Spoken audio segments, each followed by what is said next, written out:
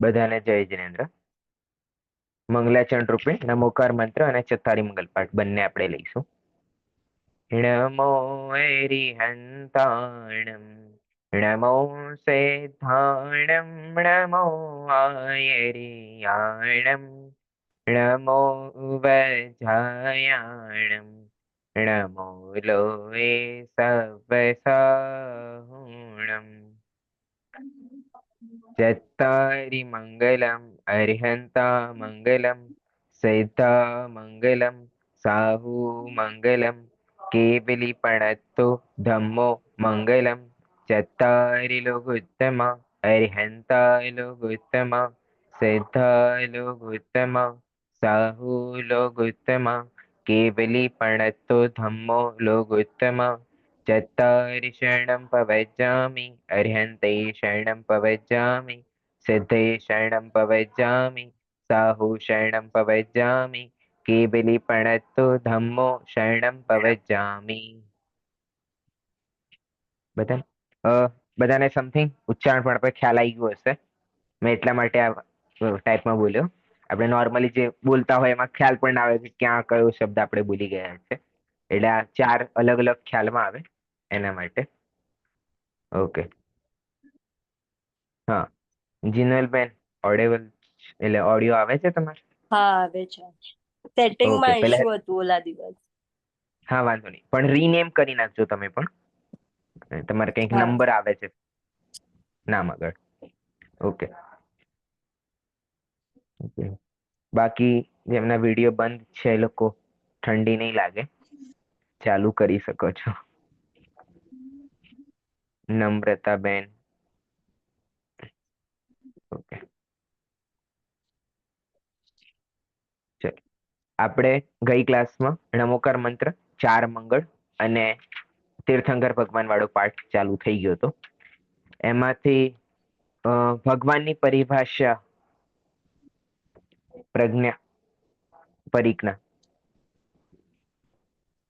ભગવાન વિતરાગ હોય છે, સોરી, ભગવાન વિતરાગ હોય છે અને સર્વજ્ઞ હોય છે. ને ભગવાનની પરિભાષા તને લખવાનું પૂછશે, પરિભાષા લખો તો શું જવાબ આવશે? ભગવાન વિતરાગી હોય છે અને સર્વજ્ઞ હોય છે. એ જ તો ભગવાનની મેઇન ડેફિનેશન થાય. હા, એ બરાબર છે, પણ ડેફિનેશન લખવાની આવે તો શું લખવાય? અને જે બુકમાં આપી છે એવું. હા, બુકમાં આપી છે એવી રીતે કે આપણે બોલવામાં આપણે પરિભાષા પૂછીએ તો એક ડેફિનેશન ટાઈપમાં બોલે ને એ પ્રમાણે જવાબ બરાબર છે. જે સર્વજ્ઞ હોય છે તે બધા ભગવાન છે ને ઓકે, ઠીક છે. સિદ્ધિ પરમેશ્વર ભગવાન જ છે. હા, જે વિતરાગી અને સર્વજ્ઞ છે તેને ભગવાન કહે છે. જે વિતરાગી અને સર્વજ્ઞ છે તેને ભગવાન કહે છે. ઓકે. હા, ઓકે. ઓકે. તીર્થંકરની પરિભાષા મીનાબેન પહેલી વખત જોઈન થયા છો તમે? ઓકે ઓકે, વાંધો નહીં.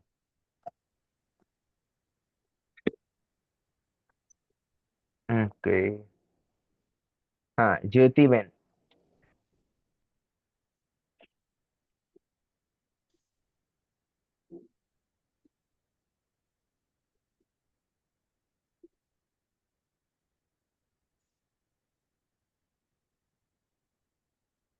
જ્યોતિબેન અવાજ નથી જઈ રહ્યો.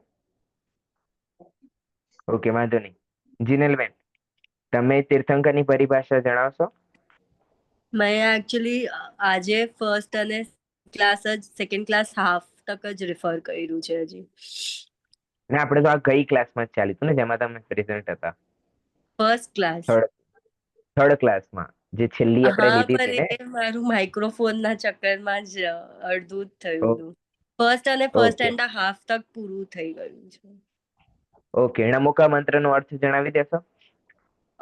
હા, નમો હમ અરિહંતાળમ એટલે અરિહંત ભગવાનને નમસ્કાર. સિદ્ધાળમ એટલે સિદ્ધ ભગવાનને નમો ઉવજાયણમ એટલે ઉપાધ્યાય ભગવાનને અને સિદ્ધાણમ નમો લોએ સવ સાવરમ નમો રિયંતામ નૃસિંહમ નમો જય નમો લોએ સવ સાવણમ અને નહીં બટ મને ક્લિયર હતું. તમે નમોકાર મંત્ર બોલશો એક વાર? હા, નમો હા. અરિયંતાણમ નમો સિદ્ધાણમ નમો આયર્યાણમ નમો ઉવજાયણમ એટલે ઉપાધ્યાય ભગવાનને. નમો લોએ હા, સવ સાહુણમ એસો પંચન મુકારો સવ પાવ પણાશ્રુ મંગલાલંચ સવે સિંહ પડમમ ભવે. ઓકે. નમો આયર્યાણમ નો શું અર્થ થશે? આચાર્ય ભગવાન. હા, આચાર્ય ભગવાને નમસ્કાર છે. હા બરાબર. Okay, done. આગળના ક્લાસ કન્ટિન્યુ કરી નાખજો, એટલે આવતી ક્લાસમાં પૂછી શકાય. હા. ઓકે. હા, હેમાબેન જણાવશો તીર્થંકરની પરિભાષા? જય જિનેન્દ્ર સર. જય જિનેન્દ્ર. તીર્થંકર એટલે જે ધર્મ તીર્થ એટલે કે મુક્તિના માર્ગનો ઉપદેશ આપે છે, સમવસરણ આદિ વૈભવથી યુક્ત હોય છે અને જેમને તીર્થંકર નામ કર્મ નો ઉદય હોય છે તેમને તીર્થંકર કહેવામાં આવે છે. ઓકે, સરસ. કોમલબેન, આપણે સમોષણ આદિ અહીંયા કહ્યું છે, એમાં શું લઈશું આપણે?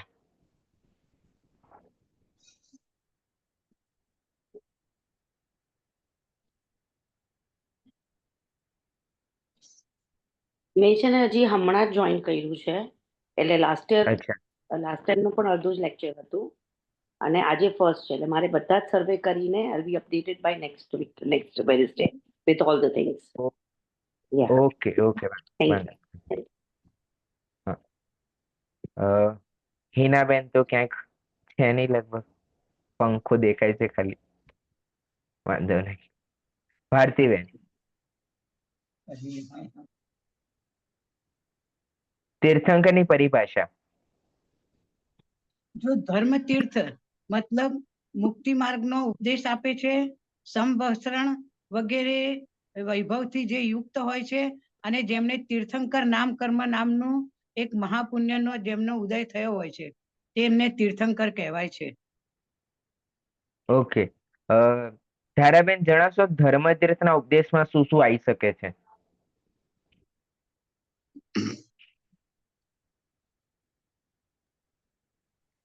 ધર્મ તીર્થ ના ઉપદેશમાં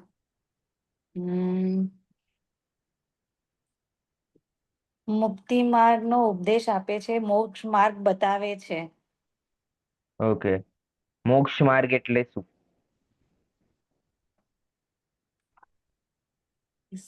મોક્ષ માર્ગ એટલે વિતરાગતા કંઈક ને કંઈક.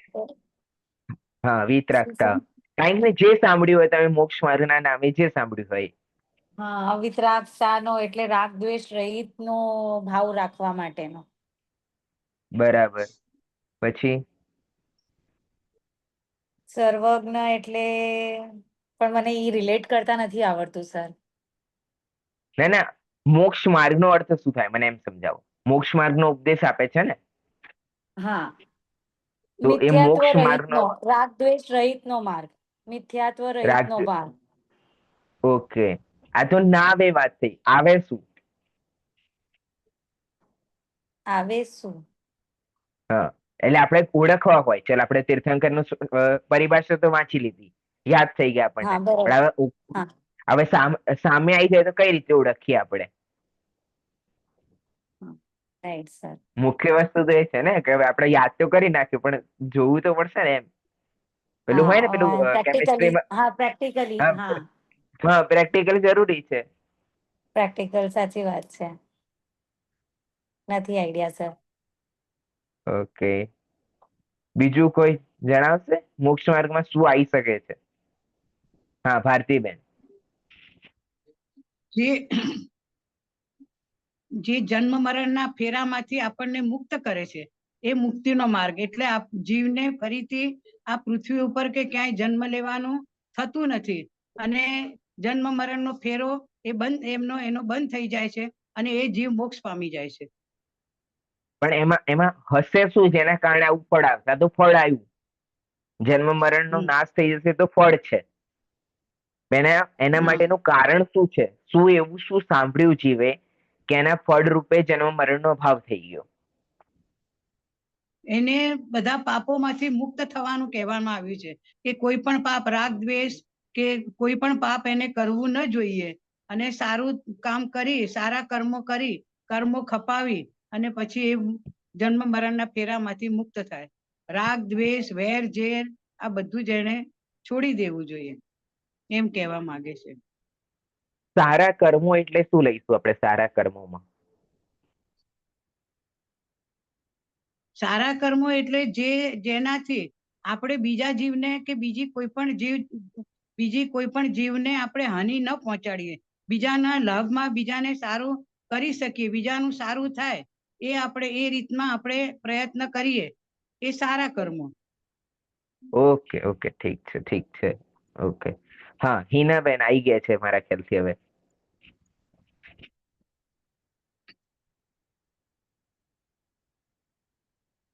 માઇક ચાલુ કર હિનાબેન.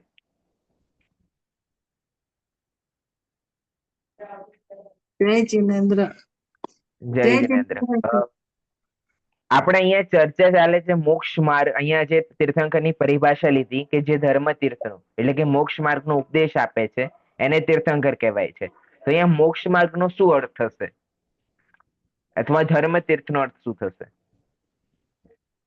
મોક્ષ માર્ગ નો અર્થ તો સિદ્ધાલય થાય ને, સિદ્ધ દશાને પામવું એ મોક્ષ માર્ગ નો અર્થ થાય.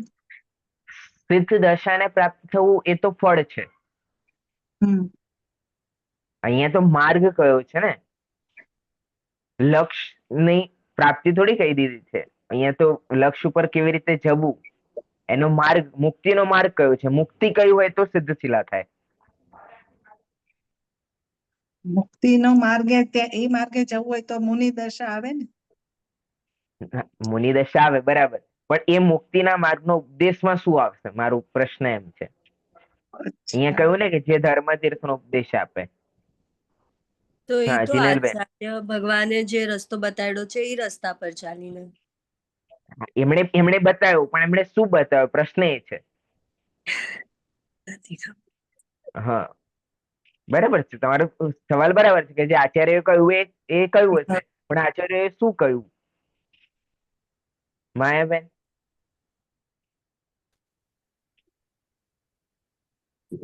એક દ્રવ્ય બીજા દ્રવ્યનું કંઈ કરી શકતું નથી. દરેક દ્રવ્ય સ્વતંત્ર છે, દરેક પર્યાય સ્વતંત્ર છે અને પોતાના આત્માના સ્વરૂપનો વિચાર કરવાનો, ચિંતન મનન કરવાનો. બરાબર બરાબર, ઓકે. મોનાલીબેન. હરિયત ભગવાનની વાણી જે સાંભળીને આપણે મોક્ષ માર્ગનો રસ્તો બતાવે છે, કારણ કે એમની જ વાણીથી આચાર્યોએ પણ ગ્રંથ લખીને આપણને સમજાવ્યું છે. ના, પણ ભગવાનની વાણીમાં શું આવ્યું એમ આપણે કેવી રીતે માનીએ કે આ ભગવાનની વાણી છે? દરેક જીવ પ્રત્યે કરુણા ભાવ રાખવાનો, દયા ભાવ રાખવાનો, ક્ષમા ભાવ રાખવાનો એ કહેવામાં. ઓકે, ક્ષમા. હા, તમે અહીંયા કહ્યું કે કરુણા ભાવ રાખવાનો, ક્ષમા ભાવ રાખવાનો. અહીંયા માયાબેન કે એક દ્રવ્ય બીજા દ્રવ્યનું કઈ કરી નહીં શકે, કઈ ક્રોસ નથી થતું વાતને. એક સાઈડ કે છે કે કરુણા કરો, એક સાઈડ કે છે કે થઈ શકતું નથી. તો આ બંને તો ભગવાનની વાણી ના હોઈ શકે ને. મારો પ્રશ્ન એમ છે, ખ્યાલમાં આવે છે બધાને? ઘણા લોકો શું માની રહ્યા છે કે કોઈ કરુણા કરવાની કે સારા કર્મો કરવાના, અને એક સાઈડ માન્યતા શું છે કે એક દ્રવ્ય બીજા દ્રવ્યનું કઈ કરી નથી શકતું. તો આ બંને ભગવાનની વાણી તો ના હોઈ શકે ને. તો એ જ છે ને કે કોઈ કોઈનું કાંઈ નથી કરી શકવાનું, તો કોઈનું ખરાબ વિચારીને કેમ શું કાંઈ થવાનું જ નથી. તો બેટર તમે સારું જ વિચારો એ રીતે. એટલે આપણે પોતે વિતરાગની ને સર્વજ્ઞ કેવી રીતે બનીએ એ બતાવનારો રસ્તો આપે છે. હા, પોતે વિતરાગી અને સર્વજ્ઞ આપણે કેવી રીતે બનીએ એ જે ઉપદેશ છે એ ઉપદેશ છે મોક્ષ માર્ગ. હા, મારી આશા હતી કે તત્વાર સૂત્રનું જે પહેલું જે સૂત્ર છે, કયું સૂત્ર છે તત્વાર સૂત્રનું પહેલું સૂત્ર? તત્વાર સૂત્ર કોઈ નથી વાંચેલું? ઓકે, વાંધો નહીં, કોઈ ડાઉટ નથી. ઓકે, સમ્યક દર્શન સમ્યક જ્ઞાન ચારિત્રાણી મોક્ષ માર્ગ. બરાબર. મોક્ષ માર્ગ શું છે? કે જેમાં સમ્યક દર્શન, સમ્યક જ્ઞાન અને સમ્યક ચારિત્રની ચર્ચા હોય. ઠીક છે, આ નીકાળી નાખો.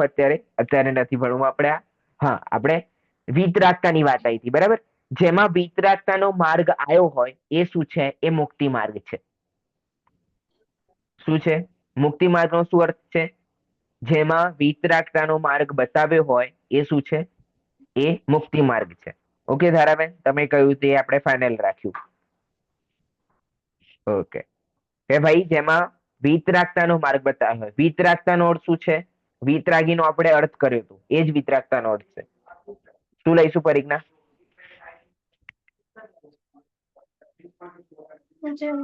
વિતરાગતાનો meaning હમ જેનો રાગ દ્વેષથી રહિત છે અને બધાથી વિતરાગ આપણે ભગવાનની પરિભાષામાં જે વિતરાગી અને સર્વજ્ઞ છે તેને ભગવાન કહે છે. એમાં વિતરાગીનો શું અર્થ કરેલો? જેને કોઈ પ્રત્યે રાગ નથી, રાગ દ્વેષ રહિત છે.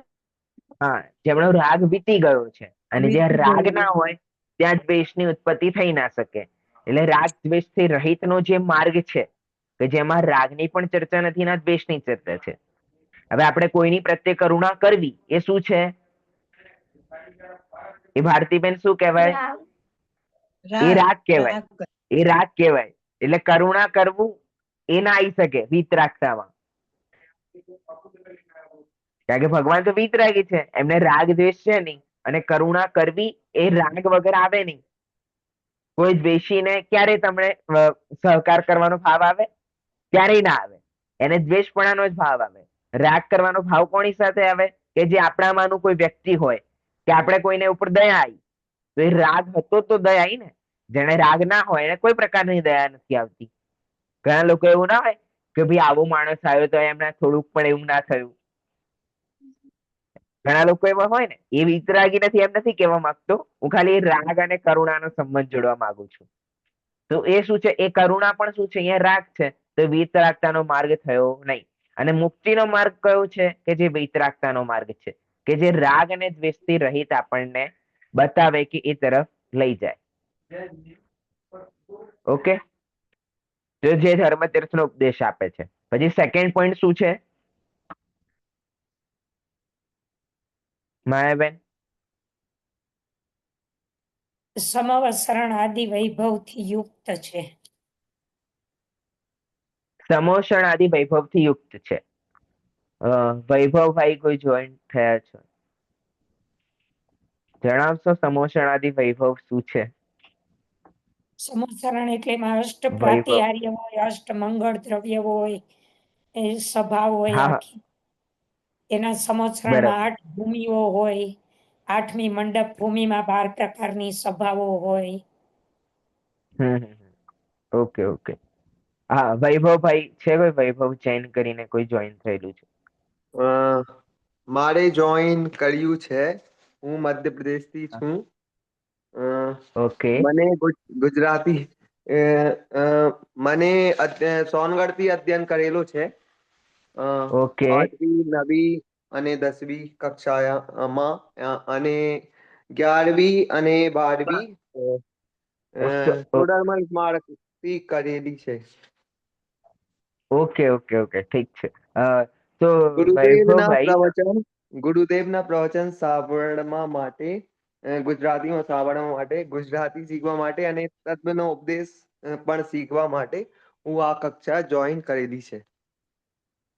ओके, तो गुजराती बैच में ही रहना है क्या आपको? यदि हिंदी बैच भी चल रहे हैं, मतलब ज्वाइन होना हो तो? नहीं, मुझे नॉलेज तो है तत्व ज्ञान का। जैसे मैंने सोनगढ़ में 8वीं 9वीं 10वीं में अध्ययन किया है, गुजराती मुझे आती है, और हाँ हाँ, 11th 12th मैंने स्मारक से किया है। बट अच्छा मैं यही चाहता था कि जैसे मूल तत्व ज्ञान भी मिले और थोड़ा बहुत मैं गुजराती भी सीखूं, जैसे गुरुदेव का कभी प्रवचन सुनूं तो उसमें थोड़ी आसानी रहेगी।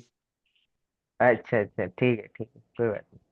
ओके, तो चेहरा मतलब ऑन कर सको तो देख सके, मतलब।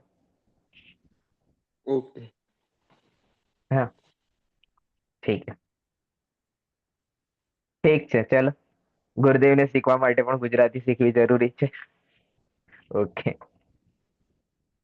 અરે ભાઈ સાહેબ, ઓકે. હા, તો સમોષણાદિ વૈભવનો શું અર્થ લઈશું મીનાબેન?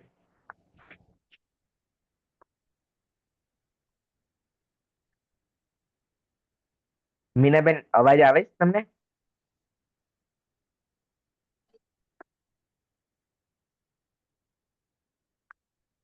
આવે તો છે, ગભરાયા છે એટલે વાંધો નથી, વાંધો નથી, ફર્સ્ટ ક્લાસ છે, વાંધો નથી.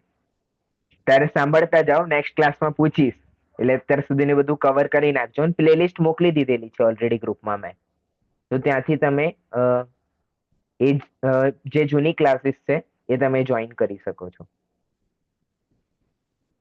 ઓકે, ઠીક છે. જીનલબેન?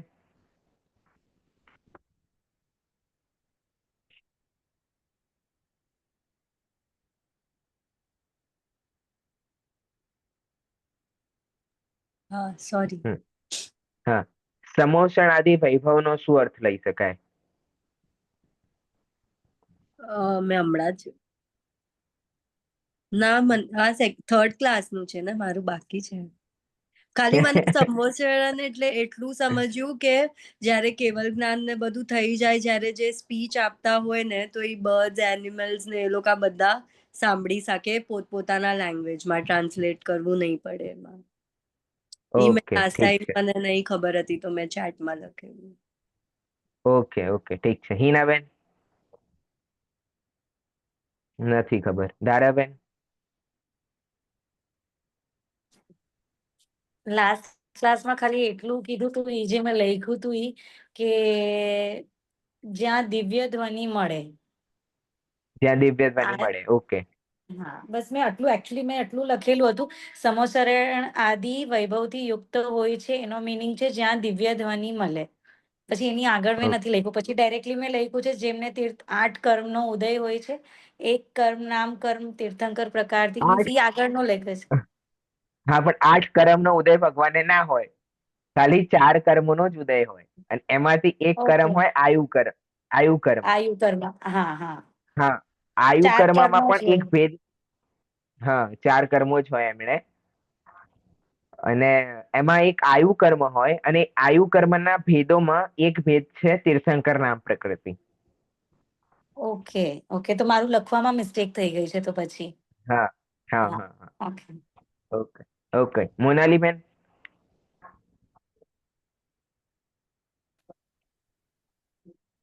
સમોસરણ એ બહુ વૈભવ હોય છે ને મોટું હોય છે, કલ્પવૃક્ષ ને એવી ઈ તમે લાસ્ટ ટાઈમ એક્ઝામ્પલ આપેલું કે ઈ બધું સુખ પણ ત્યાં એટલે જોવા મળે છે, પણ ઈ બધાથી યુગ છે, એટલે એટલે ઈ પોઈન્ટ આપેલો છે. આદિમાં શું લઈશું? આદિ, સમોષણ વગેરે. આદિનો અર્થ લઈએ આપણે ગુજરાતીમાં વગેરે એમ. સમોષણ વગેરે એટલે સમોષણ અલાવા બીજું શું શું હોય? એક નોર્મલી એક બે વસ્તુના નામ કોઈને ખ્યાલ હોય? માયાબેને એક વસ્તુનું નામ કહ્યું હતું, કોઈને આવે છે ખ્યાલમાં? કલ્પવૃક્ષ આઈ થિંક તમે કીધું હતું લાસ્ટ ટાઈમ. શું? જન્માષ્ટમી? ધર્મસભા બોલે છે. અચ્છા, ધર્મસભા. ઓકે, ધર્મસભા. અષ્ટ પ્રાતિહાર્ય હોય. શું હોય? અષ્ટ પ્રાતિહાર્ય હોય, 64 ચમર ધરતા હોય એમને, 100 ઇન્દ્ર. આરામથી, વાંધો નથી. અષ્ટ પ્રાતિહાર્ય હોય, 64 ચવર હોય. ચવર ભગવાનના મંદિરમાં હોય ને, તો 64 ચવર હોય. પછી 100 ઇન્દ્રો એમની સેવામાં લાગેલા. હા, ચવર ચવર. ચાવલ, હા. 64 હોય. ઘણા બધા મંદિરોમાં 64 લગાયેલા પણ હોય છે. ચેતન્ય ધામમાં ગયા હોય તો ત્યાં 64 ચબર લાગેલા છે. પછી બધા ઇન્દ્રો સેવા કરતા હોય, ધર્મસભા આટલી મોટી હોય, અલગ અલગ પૃથ્વી હોય. એમ નોર્મલી સમજવા માટે છે, આદિમાં આપણે શું શું લઈ શકાય. બરાબર, ઓકે. પછી લખ્યું છે જેમને તીર્થંકર નામ કર્મના નામના મહાપુણ્યનો ઉદય હોય છે. તો આપણે સમજી ચુક્યા છે 8 કર્મો છે, એમાંથી એક કર્મનું નામ છે નામકર્મ. નામકર્મના ભેદો છે, એમાંથી એક ભેદ છે તીર્થંકર નામ કર્મ.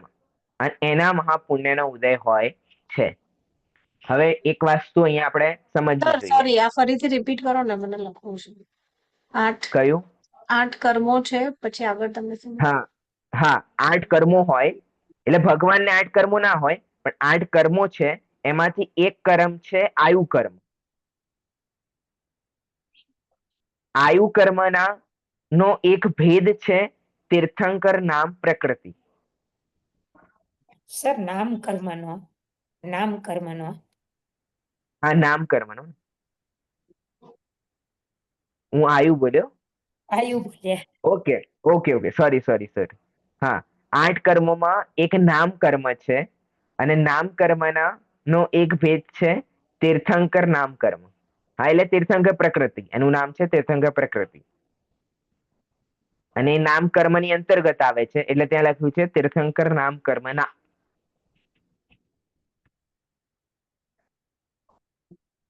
એમના મહાપુણ્યનો ઉદય છે, એટલે કે એનો એ કર્મનો ઉદય છે. હવે આપણે એક વસ્તુ અહીંયા સમજવી જોઈએ કે આપણે એમ વિચારીએ છીએ કે તીર્થંકર થવું એક સારી વસ્તુ છે. આપણે શું વિચારીએ છીએ? તીર્થંકર થવું સારી વસ્તુ છે, અથવા કોઈ તીર્થંકર થાય તો એ સારું છે. પણ ખરેખર તીર્થંકર થવું એનો અર્થ છે કે એ એક કર્મનો ઉદય છે. એ કર્મ એ જીવ સાથે બંધાઈ ગયો છે, અને કર્મોના નિયમ એવા છે કે એનો ઉદય આવ્યા વગર તમે છુટકારો એનાથી તમને મળી શકે નહીં. હવે કોઈ જીવને અત્યારે તીર્થંકર નામ કરવા બંધાય, એ જ્યારે ઉદય આપવાનો હોય ત્યાં સુધી એને આ સંસારમાં રહેવું પડશે. શું છે? એ મોક્ષ થઈ શકશે નહીં. પણ જો એને તીર્થંકર નામ પ્રકૃતિ ના બાંધી હોય તો એ જીવ મોક્ષમાં જઈ શકે છે. જેમ કે મેં તીર્થંકર નામ પ્રકૃતિ બાંધી, અને આનો ઉદય ક્યારે આવવાનો છે? આજથી 3-4 ભાવ પછી. કારણ કે આ ભાવમાં તો થવાનું નથી મોક્ષ, એટલે એ 3-4 ભાવ પછી આપવાનું છે. પણ તમે ના બાંધી તો તમે આવતા ભાવમાં મોક્ષ જઈ શકો છો, પણ હું નથી જઈ શકતો. કારણ શું છે? કે મેં એવો કર્મ બાંધેલો છે. અને પણ એ કેવું લાગે કે ભાઈ આટલું મોટું સમોષણ છે ભગવાનનું, એવું છે. પણ ભગવાન તો ત્યાં કષ્ટ રૂપે છે એમને. કેમ? કારણ કે એમણે જે અનંતકાળનું જે નિરંતર વાળું જે સુખ છે, કે જે કર્મોથી રહિત છે પૂર્ણ રૂપે, એ અવસ્થા હજુ પ્રાપ્ત કરવામાં બાકી છે, સિદ્ધ અવસ્થા. આ તો અર્યંત અવસ્થા છે ને, તે સિદ્ધ અવસ્થાને પ્રાપ્ત કરવાનું છે એમને. અને એ કેટલા ઓછા ટાઈમમાં થવું છે એમને. સિદ્ધ તો ફટાફટ થવું છે, પણ શું છે? એ તીર્થંકર કર્મનો ઉદય જ્યાં સુધી રહેશે ત્યાં સુધી એમને સંસારમાં રહેવું પડશે. બરાબર? એટલે કોઈ આપણે એમ માનીએ કે તીર્થંકર થવું કોઈ મોટી સારી વસ્તુ હોય, તો એ ખરેખર સારી વસ્તુ છે નહીં. એ તો ખાલી એક કર્મનો ઉદય છે, અને એના કારણે સંસારમાં બંધાઈને રહેવું પડે છે. જો એ કર્મ ના બંધાયો હોય તો આપણે સરળતાથી મોક્ષની પ્રાપ્તિ કરી શકીએ છીએ. બરાબર? હવે આગળ આપણે ચાલીએ. આગળ અહીંયા 24 તીર્થંકરોના નામ આપેલા છે. બીજી ફાઇલ.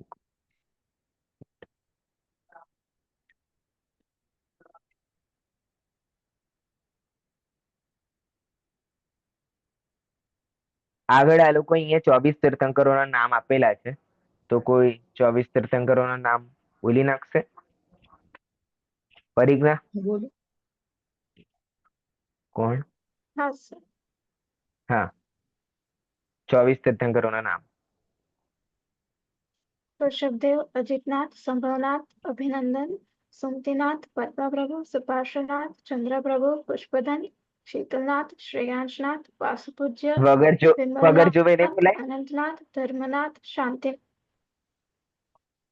જોઈને જ વડોદરા બોલાવવા મને પડશે. સ્તુતિમાં આવડે છે, પાછળ એટલે આપે છે સ્તુતિમાં ને. આવડે. ઓકે ઓકે, ઠીક છે. હા. કન્ટિન્યુ. આગળના બોલી દઉં કે? હા હા, કન્ટિન્યુ એટલે આગળ બોલો.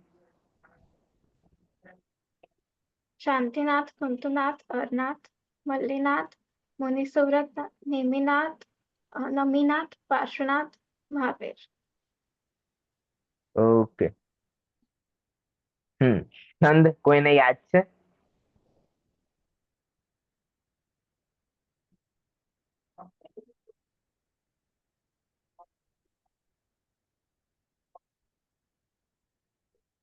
છંદ કોઈને, હા માયાબેન. ઋષભદેવ, અચિતનાથ, સંભવનાથ, અભિનંદન, સુમતીનાથ, પદ્મપ્રભુ, સુભાષનાથ, ચંદ્રપ્રભુ, પુષ્પદંત અથવા શ્રી સુવિધિનાથ, શીતલનાથ, શ્રેયાંસનાથ, વાસુપૂજ્ય, વિમલનાથ, અનંતનાથ, ધર્મનાથ, શાંતિનાથ, કુંતુનાથ, હરનાથ, મલ્લીનાથ, મુનિસુવ્રત, નમીનાથ, નેમિનાથ, પાર્શનાથ અને મહાવીર સ્વામી. ઓકે, હું છંદ કોઈને યાદ છે? છંદ જે આપેલો છે, હા હેમાબેન.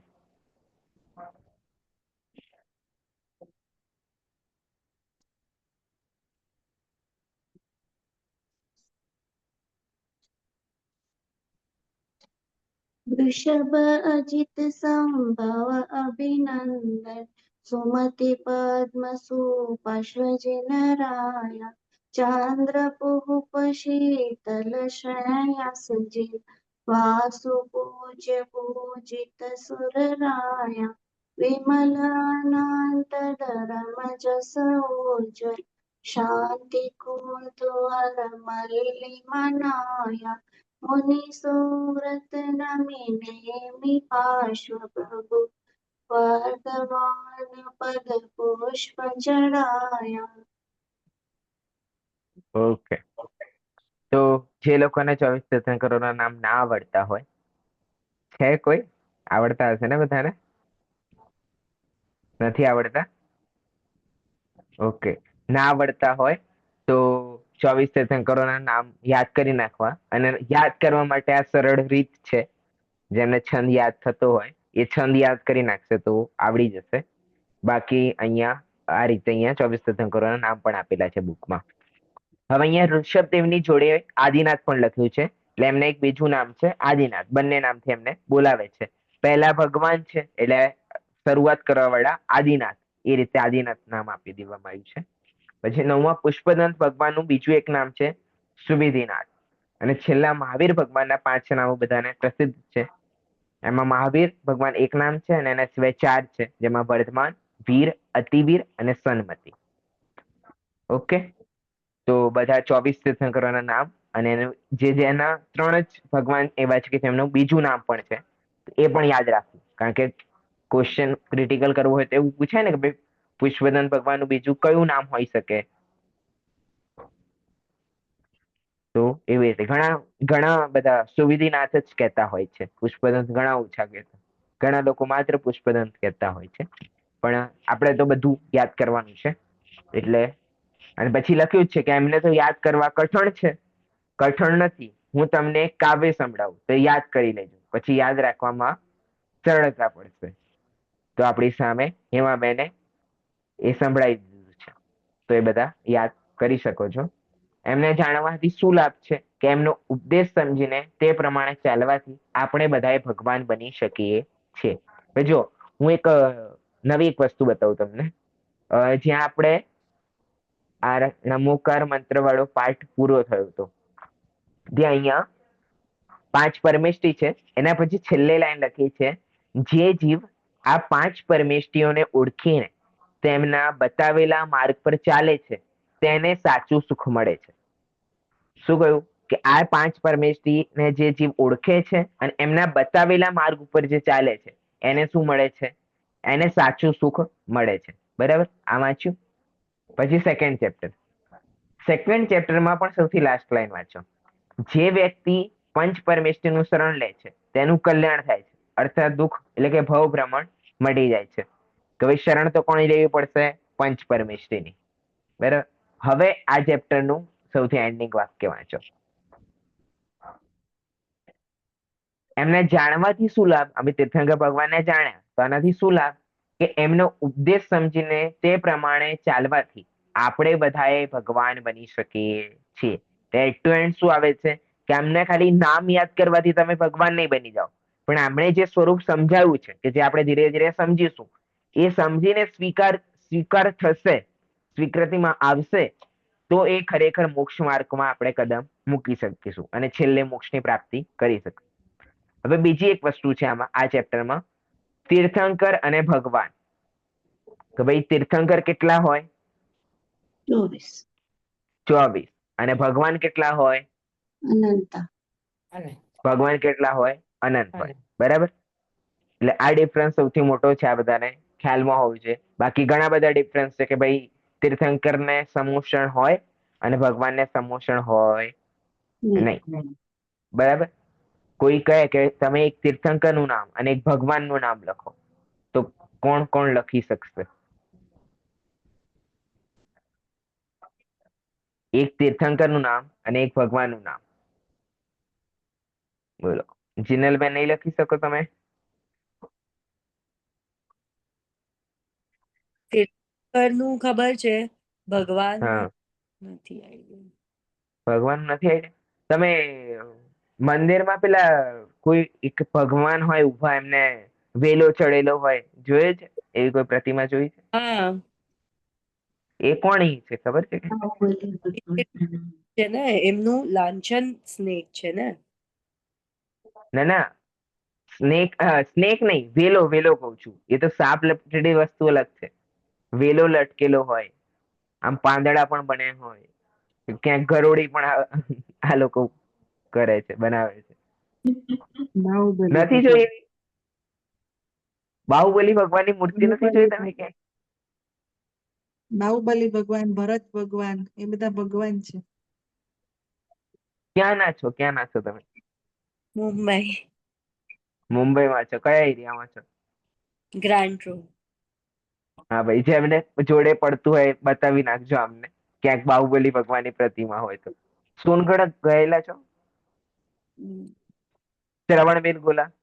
હમણાં જ પ્રતિષ્ઠા અમે લોકો મેજરલી શ્રીમદ રાજચંદ્ર માં છે. ઓકે, શ્રીમદ રાજચંદ્ર, વાંધો નથી, વાંધો નથી. તો પણ બાહુબલી ભગવાનની પ્રતિમા શ્રીમદ રાજચંદ્ર હશે ને એમાં ભાઈ? નથી માનતા? ઓકે, વાંધો નહીં. તમે પાઠશાલા ને ઠીક બધું છે. બેસિક સ્ટેપ છે, મેં પહેલા ક્યારે કાંઈ નથી કર્યું. ઓકે, વાંધો નહીં, ચલો વાંધો નહીં. એક બાહુબલી ભગવાન છે અને એક ભરત ભગવાન છે, જે બધાને કોમનલી યાદ હશે. ઓકે, બીજા કોઈ ભગવાનનું નામ યાદ આવે છે? આદિનાથ ભગવાનની સાથે જ ભરત ને બાહુબલી ત્રણેય હા હા પ્રતિમા સાથે જ હોય. હા હા, ના ના, એ શ્રીમદજીમાં છે ને, એટલે ઘણા ઓછા મંદિરોમાં એમને જોયું હશે. આપણે ઇન્દોરમાં ડાયદ્વીપમાં બી એ રીતે જ પ્રતિમા છે. હા હા, બરાબર છે, પણ એ શ્રીમદ રાજચંદ્રજી. એને હા ન ખબર, એને ન ખબર. હા, ઓકે ઓકે, ઠીક છે ઠીક છે, વાંધો નથી વાંધો નથી. હા, માયાબેન, બીજા કોઈ ભગવાનનું નામ પૂછ્યું છે મેં અત્યારે. રામ ભગવાન, હનુમાન રામ ભગવાન, ભગવાન, હનુમાન સુગ્રીવ, ભગવાન, શું વાત, સુગ્રીવ. સુગ્રીવ, બરાબર. પછી ગૌતમ ગણધર ભગવાન થઈ ગયા, ગૌતમ જંબુ ગણધર સ્વામી થઈ ભગવાન થઈ ગયા. ગયા. ઓકે, નિર્માણકાંડ ભાષા નીકાળજો, એમાં તમને બધા મળી જશે, ઘણા બધા ભગવાન.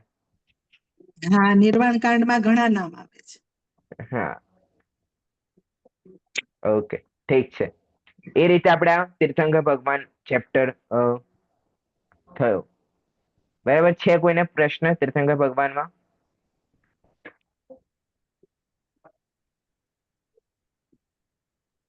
નથી? પાક્કું? હા. સર, આપણે તમે અમને કીધું ને કે સમોસરણ આદિ, તો આદિમાં તમે 3-4 પોઈન્ટ્સ લખાવ્યા, રાઈટ? કે અષ્ટપ્રાતિહાર્ય 64 ચામર ઇન્દ્રો સેવા કરતા હોય ઈ ધર્મસભા, એટલે એવી રીતે એના ઉપર પછી ક્વેશ્ચન આવે કે ધર્મસભા શું હોય, એવું નહીં ને, ખાલી જસ્ટ કે ના ના, આદિ એટલે હા, આ તો ખાલી એવો પ્રશ્ન પણ નહીં આવે.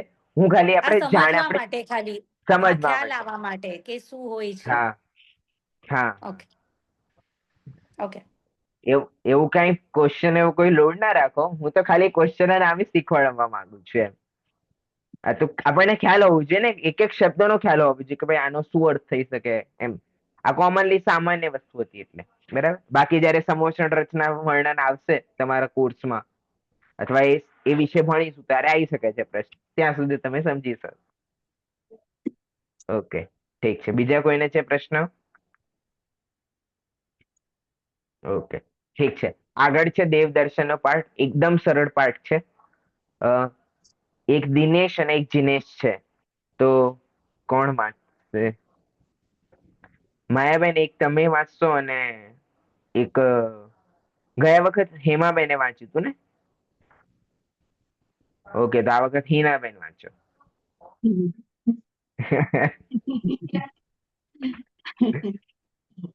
એટલે બે બહેનોને ખોટું ન લાગે નહીં સર? હા. પછી વિશાલ વિશાલ અહીં જોડે છે ને મારી. વિશાલ જોડે છે? હા, એટલે અહીંયા જ જોડે સ્મારકમાં છે હવે. વાંધો નહીં, ચલો.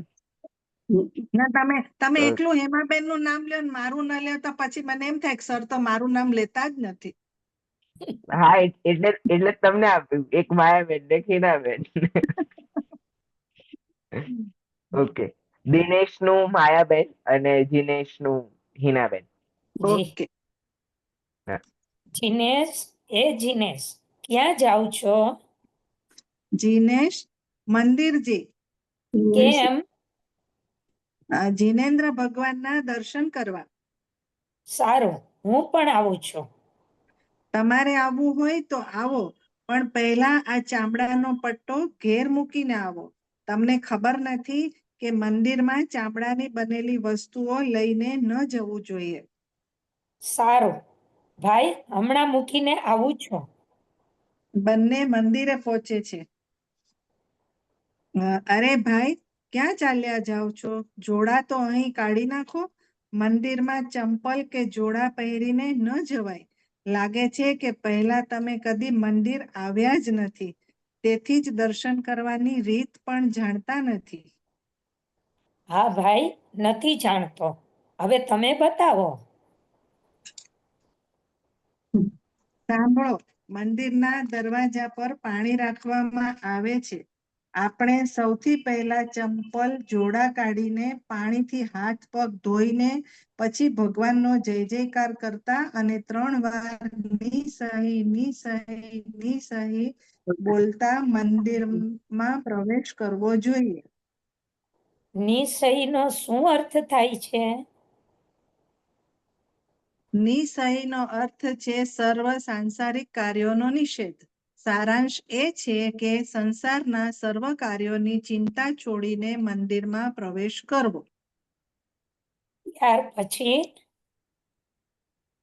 ત્યાર પછી ભગવાનની વેદી સામે ઓમ જય જય જય નમોસ્તુ નમોસ્તુ નમોસ્તુ નમો અરહંતાણમ આદિ નમોકાર મંત્ર અને ચત્તારી મંગલમ આદિ મંગલ પાઠ બોલીને જીનેન્દ્ર ભગવાનને અષ્ટાંગ નમસ્કાર કરવા. ત્યાર પછી મન એકાગ્ર કરી ભગવાનની સ્તુતિ બોલીને 3 પ્રદક્ષિણા કરવી જોઈએ.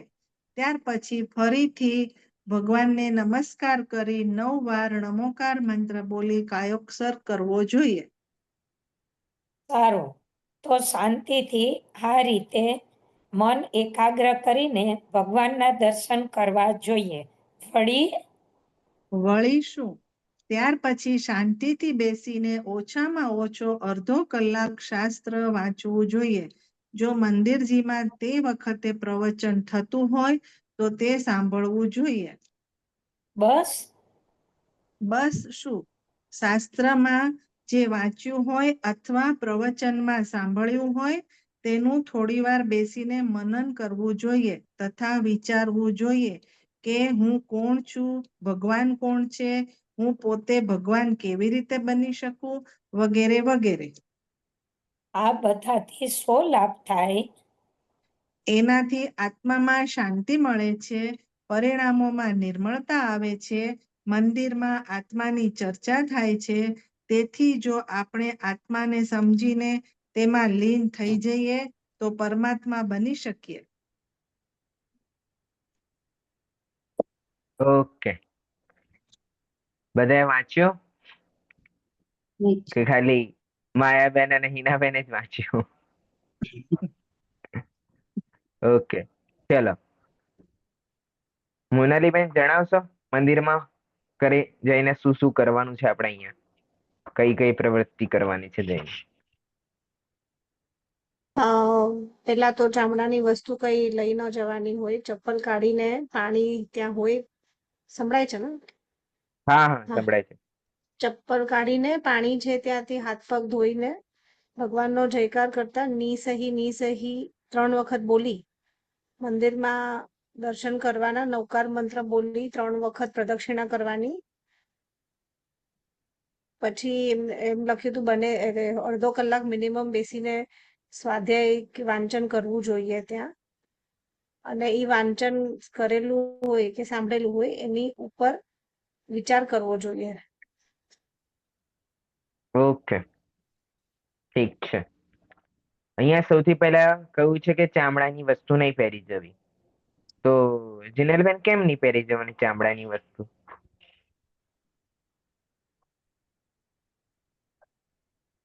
ઈ એનિમલ પ્રોડક્ટ્સ થી બને એટલે તો શું વાંધો છે? તો હિંસા થી બને છે ને. હા, હવે કોઈ એનિમલ ને મારીને, હા, હવે કોઈ એમાં તર્ક આપે કે કોઈ મરી ગયું હોય ને પછી યુઝ કરીએ તો એનાથી બનેલું પણ યુઝ કરી શકાય ને. કોઈ ઓટોમેટિક એમની મૃત્યુ થઈ હોય પછી યુઝ કરે તો શું વાંધો? પણ તો બી એમાં બહુ મે બી કેમિકલ્સ ને બધું રાખીને એને પ્રિઝર્વ કરતા હશે. હા, હવે આમાં શું હોય કે જ્યારે જીવની મૃત્યુ થાય તો એના અંતર મુહૂર્ત એટલે કે 48 મિનિટ પછી જ એ શરીરમાં એ જ જાતિના ઘણા બધા જીવો ઉત્પન્ન થવાના પ્રારંભ થઈ જાય.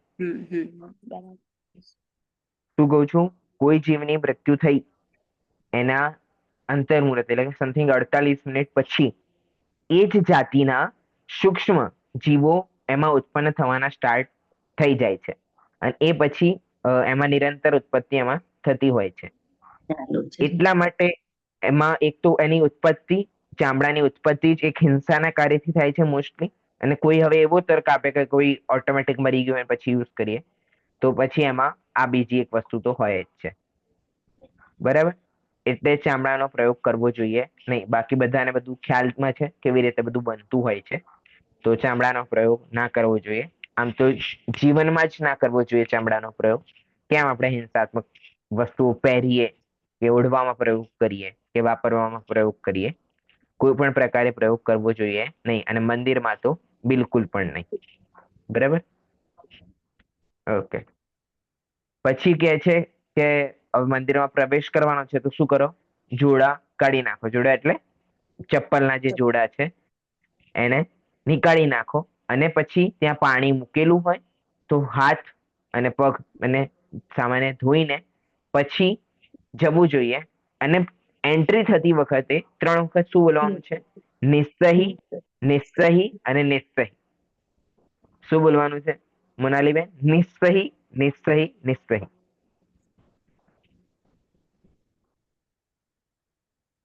નિસય નિસય નિસય હા, નિસ્સહી. નિસય હા, ની પછી જે ડોટ છે ને એમાં હ આવવું જોઈએ નિસય સામાન્ય. નિસ્સહી. નિસય. ઓકે, તો આવું 3 વખત બોલવાનું. નિસ્સહી, નિસ્સહી, નિસ્સહી. હવે કેમ બોલવાનું નિસ્સહી? તેનો નિશ્ચયનો અર્થ અહીંયા બતાવ્યો. શું કહ્યું અહીંયા? કે નિશ્ચયનો અર્થ છે કે સર્વ સાંસારિક કાર્યોનો નિષેધ. કે હવે મારા મનમાં કોઈ પણ સાંસારિક કાર્ય આવશે નહીં. હવે મારા મનમાંથી હું બધા મારા સાંસારિક કાર્યોનો શું કરું છું? અહીંયા નિષેધ કરું છું. હવે અહીંયા આ કેમ બોલાવડાવ્યું આપણી સાથે? કારણ કે આપણે મંદિરમાં જતા હોઈએ તો શું આમ પહેલા કર્યું, ભગવાન આમ કરતા હોય ને એમાંથી પાછું કોઈ નીકળ્યું ત્યાંથી, તેને જોવામાં ધ્યાન જતું રહ્યું. અથવા કોઈ બહુ ટાઈમ પછી મળ્યું તો કે ભાઈ જય જીનેન્દ્ર, કે ભાઈ ભગવાનને દર્શન કરવા આવ્યા છો કે ભાઈ એમને મળવા આવ્યા છો તમે? પછી ઘણા લોકો પ્રદક્ષિણા કરતા હોય એમાં પૂછે કે ભાઈ તમારે ત્યાં લગ્ન થયું, પેલું પેલા આયા હતા, પેલા આયા હતા, પેલું શું થયું, કાલે આ બનાવ્યું હતું, પેલું એ બનાવ્યું હતું. તો કેવી કેવી ચર્ચાઓ ત્યાં થવા માંડી. શેમાં? ખાલી પ્રદક્ષિણામાં. પ્રદક્ષિણા નહીં તો પ્રદક્ષિણા ખબર પડી કે નીકળે છે તો આપણે દર્શન કરીને આપણે પાછા આવી ગયા કે પેલામાં પેલું તમે ગયા હતા કે પેલું બનાવ્યું હતું? અરે ભગવાનને દર્શન કરવા આવ્યા હતા કે એની વાત પૂછવા આવ્યા હતા? પણ કે ના, એ હવે જતો રહેશે તો પછી મને મળશે ને, હું પ્રદક્ષિણા કરવા રહીશ તો. એટલે આપણું પ્રયોજન શું થઈ ગયું ત્યાં? સાંસારિક કાર્ય થઈ ગયું ને. એટલે અહીંયા શું કહે છે કે તમે એન્ટ્રી લો ત્યારે શું બોલો? નિશ્ચય, નિશ્ચય, નિશ્ચય. એનો અર્થ ખ્યાલમાં હોવો જરૂરી છે. ઘણા લોકો બોલતા હોય છે નિશ્ચય, નિશ્ચય. અહીંયા નિશ્ચય, નિશ્ચય બોલે ને ત્યાં બોલે હા ભાઈ પેલો કેવું ચાલે છે.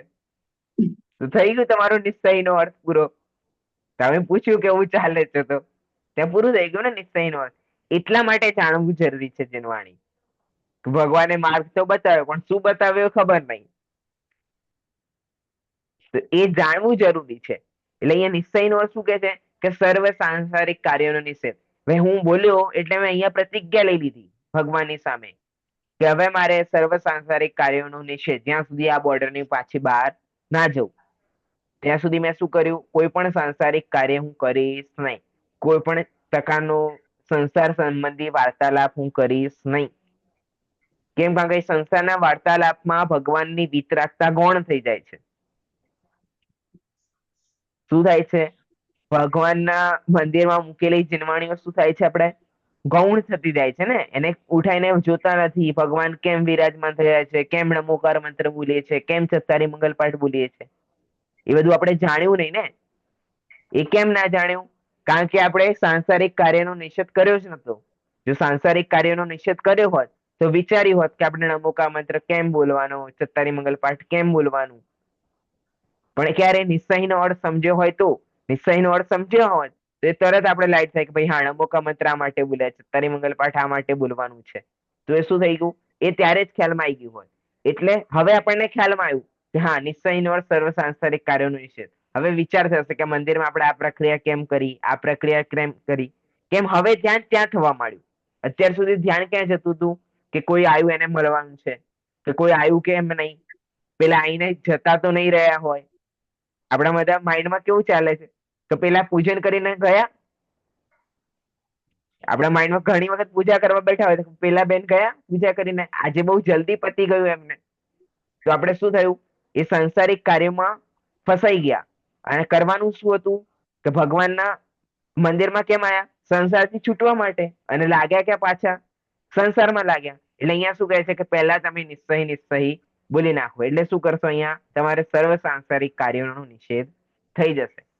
પછી કહે છે કે ત્યારબાદ ભગવાનની વેદી સામે જઈને ઓમ જય જય જય નમોસ્તુ નમોસ્તુ નમોસ્તુ બોલવાનું. અને પછી તમારે નમોકાર મંત્ર અને ચત્તારી મંગલ પાઠ બોલવાનો છે. ખાલી બોલવાનો નથી, જે અર્થ આપણે સમજ્યા છે એ અર્થની સાથે બોલવાનો છે.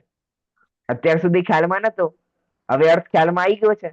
તો હવે એની અર્થની સાથે બોલશો તો એનું વાસ્તવિક ફળ લાગશે, અને એનું ફળ લાગશે નહીં. બરાબર? ક્લિયર છે? પછી જીનેન્દ્ર ભગવાનને અષ્ટાંગ નમસ્કાર કરવાના છે. ત્યારબાદ મન એકાગ્ર કરીને ભગવાનની કોઈ સ્તુતિ બોલતા બોલતા 3 પ્રદક્ષિણા કરવાની છે. હવે અહીંયા સ્તુતિ બોલવાનું પ્રયોજન શું છે કે એક માઇન્ડમાં રહે કે હવે આપણે ભગવાનના દર્શન કરવાયા છે, ભગવાનના ગુણોનું ગાન કરવું છે. જે પણ દેવસ્તુતિ આપણે ભણીશું તો એ દેવસ્તુતિમાં શું છે? ભગવાનના ગુણાનુવાદ કરેલા છે. તો એ ભગવાનનો ગુણાનુવાદ જ આપણને યાદ આવે. ભગવાનનું વિતરાગતા લક્ષણ યાદ આવે, સર્વજ્ઞતા લક્ષણ યાદ આવે, એ વિતરાગતાનું શું સ્વરૂપ છે એ યાદ આવે. એના માટે સ્તુતિ બોલતાની સાથે તમારે 3 પ્રદક્ષિણા કરવાની છે. પછી ભગવાનને નમસ્કાર કરીને નમોકા મંત્ર બોલીને કાયોત્સર્ગ કરવાનો છે.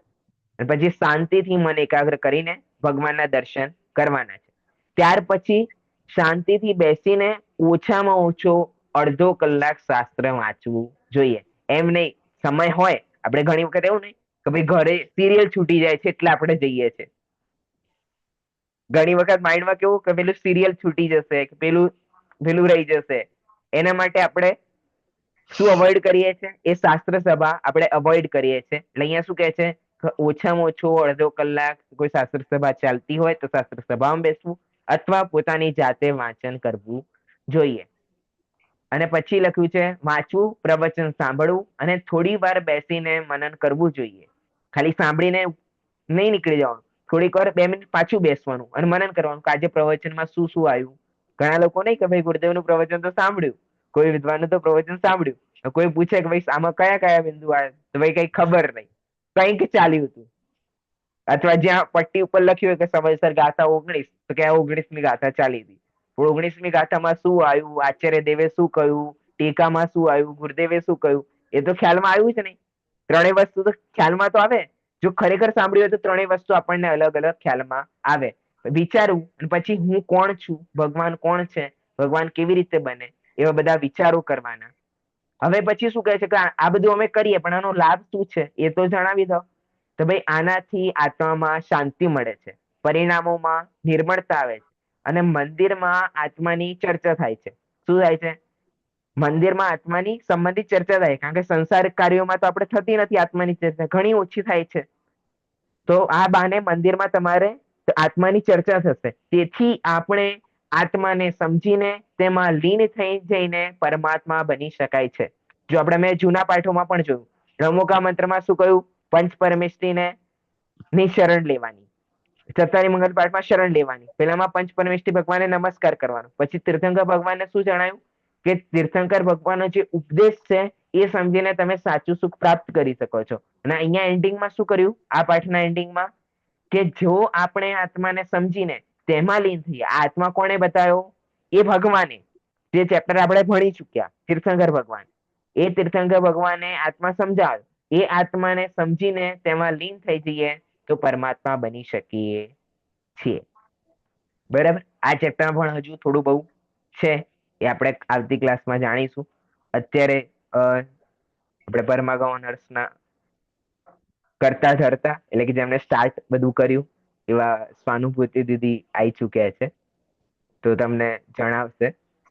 તો હું એમને जय स्नेह सभी को। आप लोगों को थोड़ी बहुत हिंदी समझ में आ जाएगी या बिल्कुल गुजराती समझ में आएगी?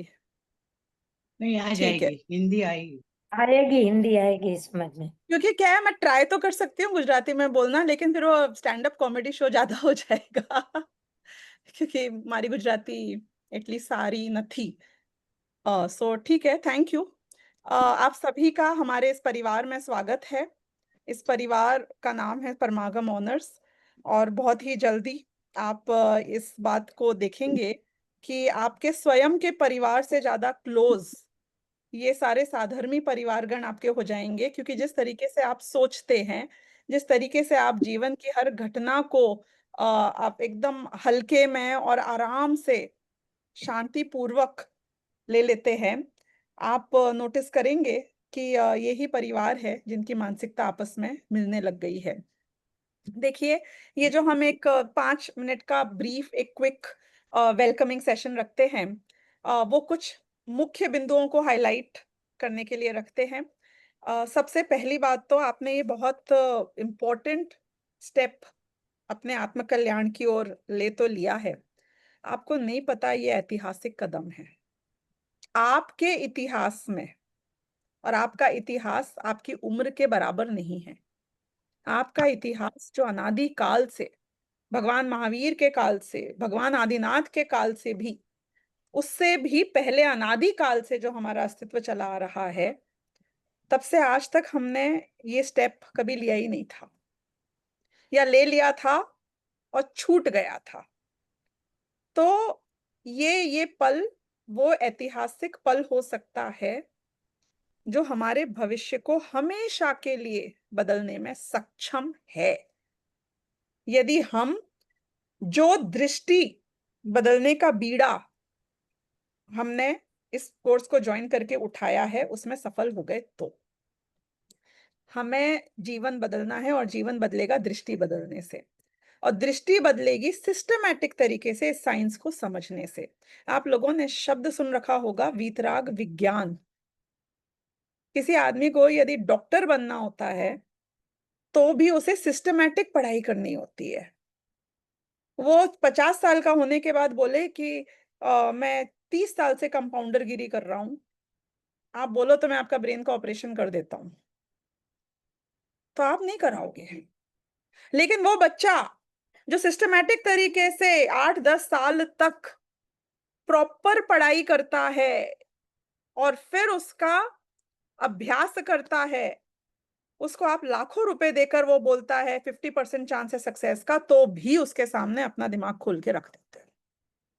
तो सिस्टमैटिक अप्रोच की अपनी एक अलग ब्यूटी है. सिस्टमैटिक अप्रोच के बिना कोई साइंस को आप रियली में समझ नहीं सकते हैं, और ये साइंस भी है अपने आत्मा को समझना, अपने आत्मा के स्वरूप को समझना, और ये आर्ट भी है. आर्ट को लगता है अभ्यास और साइंस को लगती है इन डेप्थ अंडरस्टैंडिंग. ये दोनों ही काम कराने के लिए 5 साल देखा जाए तो हमारे पास बहुत कम है, क्योंकि कॉलेज भी बच्चा जाता है तो 8 घंटे रोज बिताता है, और यहाँ पे हम देंगे 2 घंटे एक हफ्ते में. तो आपको ये अंदाजा लगाने में डिफिकल्टी नहीं होनी चाहिए कि किस लेवल ऑफ सिंसियरिटी के साथ यदि हमने 5 साल ये काम किया तो एक सिस्टमैटिक अंडरस्टैंडिंग इस पूरे कोर्स की आ पाएगी। और ये कोर्स कहने के लिए सिलेबस उन पुस्तकों के रूप में है जो आपसे शेयर की गई होगी, वास्तव में सिलेबस है अपना आत्मा, वास्तव में सिलेबस है मन की शांति, वास्तव में सिलेबस है कि मैं सिर्फ आज सुखी हूं ऐसा मार्ग नहीं, अनंत काल के लिए किसी गति में कहीं पहुंच जाऊं लेकिन मेरा सुख मुझसे दूर नहीं हो। ये वो कला और वो ज्ञान विज्ञान सीखने की बात है। आप पूछोगे 5 साल देखेंगे, हमने सोचा है कि ज्वाइन तो कर लेते हैं फिर डिसाइड कर लेंगे 2-4-6 महीने में क्या करना है। ये गलती मत करना ये सोचने की कि 5 साल हमने आपको कम कहा है। ये कला अनंत काल की कला है। ये वो ज्ञान है, ये विज्ञान है, ये वो अभ्यास है जो अरिहंत अवस्था प्राप्त होने तक भी छूटेगा नहीं और उसके बाद अपने आप छूटता ही नहीं है। तो क्या कर रहे हैं हम? सबसे पहले अगर कोई भी सब्जेक्ट को समझना है, उसकी टर्मिनोलॉजी, उसकी वोकैबुलरी समझनी पड़ती है, क्योंकि उसके शब्द ही समझ में नहीं आएंगे तो हम उसकी बात कैसे समझेंगे। तो सबसे पहले के जो 2 साल हैं, 4 सेमेस्टर्स हैं, 6-6 महीने का एक-एक सेमेस्टर है, उसमें हमने कोशिश करी है कि अध्यात्म ग्रंथों में आने वाले मैक्सिमम वोकैबुलरी, टर्मिनोलॉजिकल वर्ड्स, सैद्धांतिक शब्द, उनका क्या अर्थ है गहराई में वो आपको समझा पाए। हम बहुत वर्ड्स को बहुत लूजली यूज करते हैं। आप कहने के लिए कहते हो निमित्त शब्द, आप कहने के लिए कहते हो उपादान शब्द, आप कहने के लिए कहते हो अकर्ता भाव, आप कहने के लिए क्रमबद्ध पर्याय आदि को भी यूज करते होगे, आप धर्म के 10 धर्म यूज करते हो, हम संवर निर्जरा मोक्ष ये सब शब्दों को प्रयोग किया करते हैं, लेकिन उनका जो मीनिंग है वो मोती की तरह है। मोती समुंदर में तैरते हुए नहीं मिलते, उसके लिए बहुत गहराई में जाना पड़ता है। तो ये एक एक शब्द के पीछे इतनी बड़ी दुनिया है और वो गहराई को समझे बिना जब आप कोई आचार्य कुंद कुंद के ग्रंथ को पढ़ रहे होंगे, आपको लगता है मुझे तो पता है वो ये क्या कह रहे हैं। आपको कुछ नहीं पता है वो क्या कह रहे हैं, वो अलग ही डेप्थ होती है उसकी। तो पहले 2 सालों में सारे सिद्धांतों की वो डेप्थ समझाई जाएगी जो डेप्थ समझे बिना उन शब्दों का प्रयोग करना पाप है। उनको समझना हमारी पहली जिम्मेदारी है। उसके बाद जो 3 साल है, यानी कि 4th सेमेस्टर के बाद 5th से 10th सेमेस्टर तक हमने क्या प्रयास किया है, क्योंकि हमें 5 सालों में सिर्फ 2 घंटे हर हफ्ते के अंदर बहुत कुछ समेटना था। हम चाहते थे कि आत्मा का कल्याण करने के लिए हर जीव यहाँ आया है, किसी को सर्टिफिकेट नहीं चाहिए। Certificate is okay, good to have. किसी को एग्जाम करके ये प्रूव नहीं करना है कि मैं टॉपर हूं, सबको टॉप करना है अपनी अंतरंग की शांति में। तो हमने ये फोकस रखा कि 80% जैन अध्यात्म की बात होगी, और बात बार बार हम जैन जैन जैन कर रहे हैं, वास्तव में तो ये अध्यात्म ऐसी साइंस है जो कोई मुस्लिम, क्रिश्चियन, पंजाबी, सिख कोई भी व्यक्ति आके समझेगा तो उसको मन की शांति मिलेगी, क्योंकि ये यूनिवर्सल कॉन्सेप्ट्स हैं। जो क्रोध नहीं करता है उसको शांति मिलती है। हम ऐसा क्षमावाणी का पर्व मनाते हैं, तो क्रिश्चियन भी शांति तभी मिलेगी ना जब क्रोध नहीं करेगा, और मुस्लिम को भी शांति तभी मिलेगी जब क्रोध नहीं करेगा। तो ये जैन सिद्धांत हैं, जैन अध्यात्म है। वो इसलिए हम कहते हैं क्योंकि जिनेंद्र भगवान की वाणी पे सब आधारित है, लेकिन हर जीव को एप्लीकेबल ये कॉन्सेप्ट्स हैं। और हमारे यहाँ अजैन स्टूडेंट्स भी हैं और हम उन्हें वेलकम करते हैं, क्योंकि हमारे लिए आपने कहाँ आपका जन्म हुआ है परिवार में ये कोई मायने नहीं रखता है। गौतम गंधर्व भी ब्राह्मण थे जन्म से, तो और ब्राह्मणों के बहुत बड़े गुरु थे, क्या फर्क पड़ा। भगवान महावीर के सबसे परम शिष्य जो बने से क्या फर्क पड़ा, उनका क्या बैकग्राउंड था। विद्यानंदी जी जिन्होंने हमारे आचार्य लिखे, कितने कितने आचार्य जो आप उनकी गहराई में, उनके बैकग्राउंड में, उनकी हिस्ट्री में जाओगे वो जैन नहीं थे। तो हमारे लिए ये कोई बार नहीं है, हमें इससे कोई फर्क नहीं पड़ता है। जैन अध्यात्म यानी 80% हम आत्मा की, भेद विज्ञान की, डे टू डे शांति कैसे आए हमारे अंतरंग में, उसकी बात करने वाले हैं। और 20% बाकी हमने कर्णानुयोग, चरणानुयोग, प्रथमानुयोग यानी कि थोड़ा होलसम अंडरस्टैंडिंग के लिए जो मुख्य मुख्य बातें और जानने जैसी हैं वो भी सिलेबस में रखी हैं, ताकि आपका 360 डिग्री अंडरस्टैंडिंग हो पाए। This is one side. Second thing is हमने क्या किया है उन बाकी के 3 सालों में, first 2 years plus next 3 years। Next 3 years में पूरे के पूरे हम पंचपरमागम नहीं रख सकते थे, टाइम लगता है उसको समझाने में। पूरे के पूरे सारे शास्त्र नहीं रख सकते थे अध्यात्म के, तो हमने जो बहुत मैंडेटरी थे, जैसे तत्वार्थ सूत्र, जैसे मोक्ष मार्ग प्रकाशक, जैसे समझो 6 डाल आदि भी, उनको तो पूरा का पूरा रखा। लेकिन जो पंचपरमागम है, गोमट सार है, परीक्षा मुख है, इन सब के हमने कुछ सिलेक्टेड अंश रखे। इसलिए रखे क्योंकि we wanted you to get familiarized, आपको उनसे इतनी अच्छी पहचान हो जाए, आचार्य की गाथाओं की शैली से, उनकी टीका की शैली से, उनके समझाने के तरीके से, कि हमारा उद्देश्य था कि 5 साल परमागम ऑनर से ग्रेजुएट करने के बाद आप इतने इंडिपेंडेंट बन जाएं कि भविष्य में आपको सेल्फ स्वाध्याय करने के लिए कोई भी शास्त्र को लेकर बैठें तो आप इंडिपेंडेंटली उसके पूरे अर्थ को समझ लें। So this is what our objective is। क्योंकि 5 साल में आप ग्रेजुएट होते नहीं है, ग्रेजुएट तो अरिहंत बन के होंगे हम, लेकिन 5 साल में हम उनकी भाषा, जिनवाणी की भाषा, भगवान की भाषा को समझने के लिए इंडिपेंडेंटली केपेबल हो जाएं। हमें कोई समझाने वाले की पराधीनता ना हो, इस सिचुएशन तक हमें पहुंचना है। तो यदि बीच में आपने कहीं भी हमारी इस जर्नी को छोड़ दिया तो हम उस पोजीशन तक नहीं पहुंच पाएंगे, हम इंडिपेंडेंट नहीं हो पाएंगे, वो अधूरापन रह जाएगा। उसके बाद भी असली में तो हम चाहते थे कि लोग एक एक सिद्धांत को जब समझें तो शब्दों में नहीं समझें, इसलिए परमागम ऑनर्स के सारे टीचर्स को भी ये बताया जाता है। और इसका जो असाइनमेंट्स और एग्जाम्स और पढ़ाने का पूरा क्या बोलना चाहिए, कंस्ट्रक्ट है, स्केलेटन है, वो इसी तरीके से बनाया गया है कि आप एक एक सिद्धांत को समझें, फिर उसको मुझे डे टू डे लाइफ में अपनी प्रॉब्लम सॉल्विंग के लिए कैसे यूज करना है, डिसीजन मेकिंग के लिए कैसे यूज करना है, स्ट्रेस मैनेजमेंट के लिए कैसे यूज करना है, वो मेन चीज है जो हमें आनी चाहिए। क्योंकि शब्दों में बहुत लोग बहुत चीजें समझ लेते हैं, डॉक्टरी भी जब करते हैं तो शरीर के अंगों को और ऑर्गन्स को और उसके मैकेनिज्म को समझना उद्देश्य नहीं होता है, उसमें हुई बीमारी को सही कैसे किया जाए उस दृष्टि से सब चीजों को समझा जाता है। नहीं तो हमें भी अपनी लाइफ को हम सिंप्लीफाई कैसे करेंगे, कैसे हमारे मन में शांति आएगी डे टू डे लाइफ में, उस पर्सपेक्टिव से एक एक बात को समझना है। और हमारे टीचर्स आपकी मदद करेंगे उस डायरेक्शन में गाइड करने के लिए।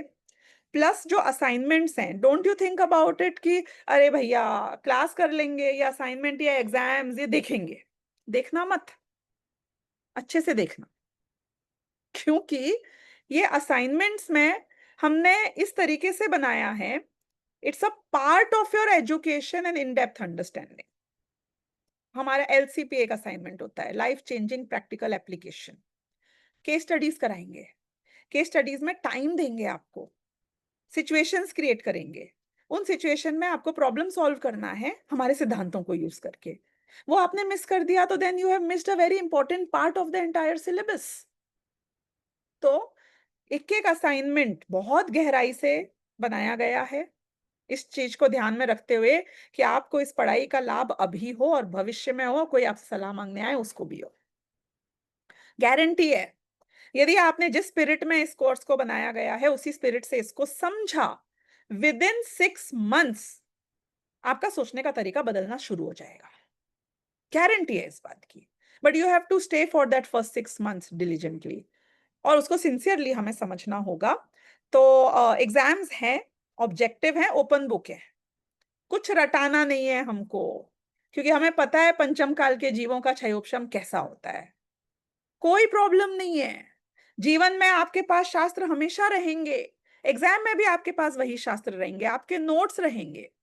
ऑब्जेक्टिव टाइप क्वेश्चन है, बहुत ज्यादा लिखाएंगे नहीं हम आपको, खाली ABCD में से एक टिक करना है, जैसे KBC होता था ना, कौन बनेगा करोड़पति, सही जवाब लॉक किया जाए, बस इतना ही है, ट्रू है कि फॉल्स है, इतना ही है। लेकिन फुल मार्क्स नहीं आएंगे इतनी आसानी से, क्योंकि हम आपकी याददाश्त को तो चेक ही नहीं कर रहे हैं, ओपन बुक है। हम चेक कर रहे हैं कि आपने कितनी गहराई से समझा है उस सिद्धांत को। तो ट्रिकी क्वेश्चंस हैं।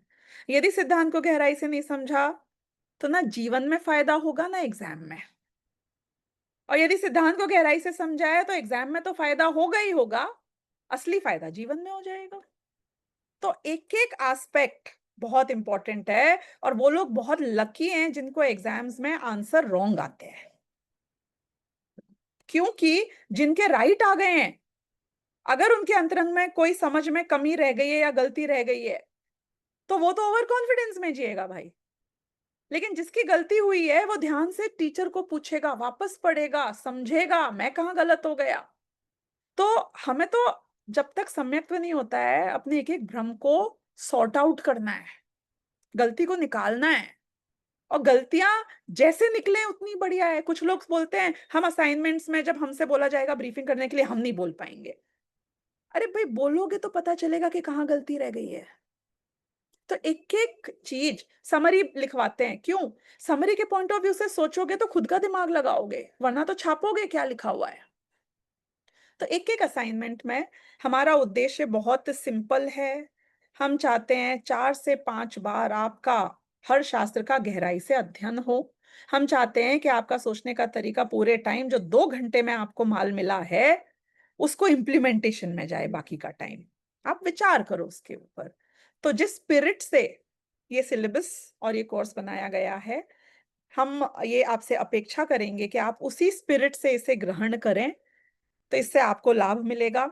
आपको ये भी बताना है कि देखिए we have no paid employees, 80 से ऊपर बैचेस चलते हैं, 50 से ऊपर टीचर्स हैं, 5000 से ऊपर स्टूडेंट्स हैं, पूरा IT सिस्टम है, बहुत सारा मैनेजमेंट है, 30 से ऊपर पेपर्स बनते हैं हर एग्जाम के, काम बहुत होता है। लेकिन सारा का सारा काम स्टूडेंट्स ही वॉलंटियर्स बन के मैनेज करते हैं।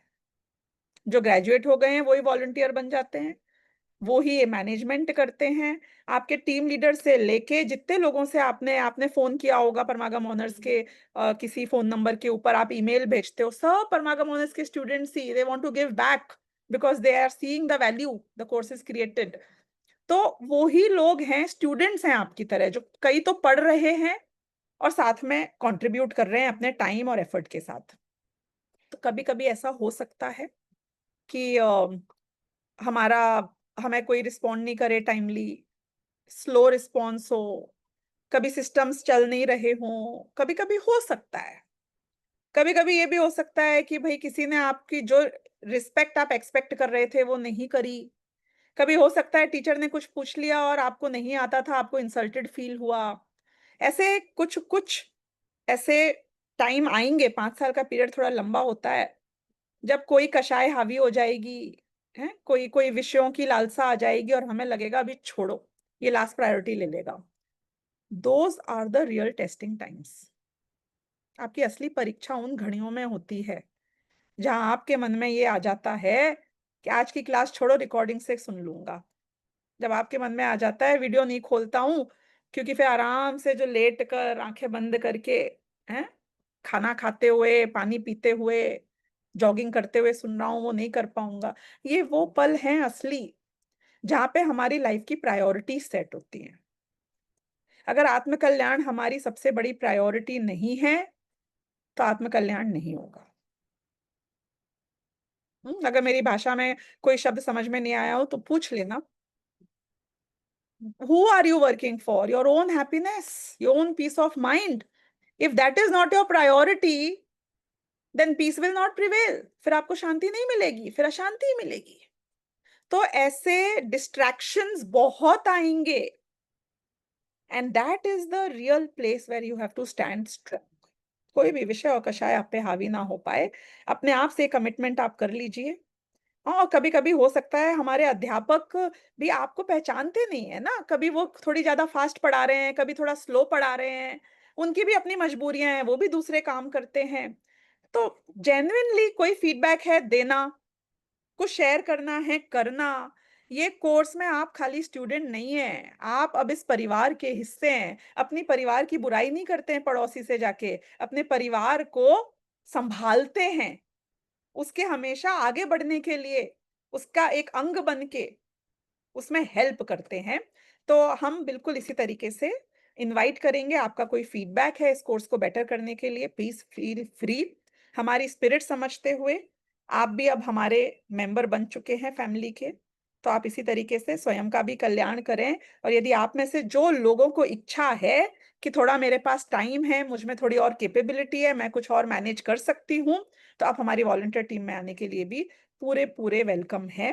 टीम लीडर्स वगैरह आपने डिसाइड कर लिए होंगे, अगर नहीं किए होंगे तो वो भी आप डिसाइड कर लें कौन बनेगा।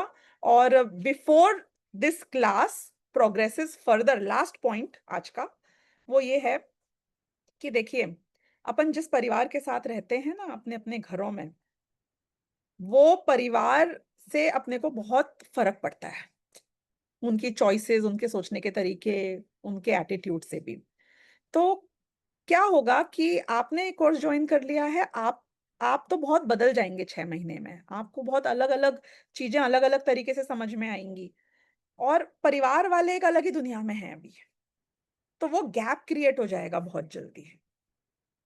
तो हमारे पास बहुत सारे लोग 6 महीने बाद या साल भर बाद आते हैं और फिर कहते हैं कि मेरे हस्बैंड, मेरी वाइफ, मेरे बच्चे, मेरे सास, मेरे ससुर, मेरे भाई, मेरे बहन, मेरे दोस्त, इनको भी ज्वाइन करना है, सेम बैच में ज्वाइन करा दो।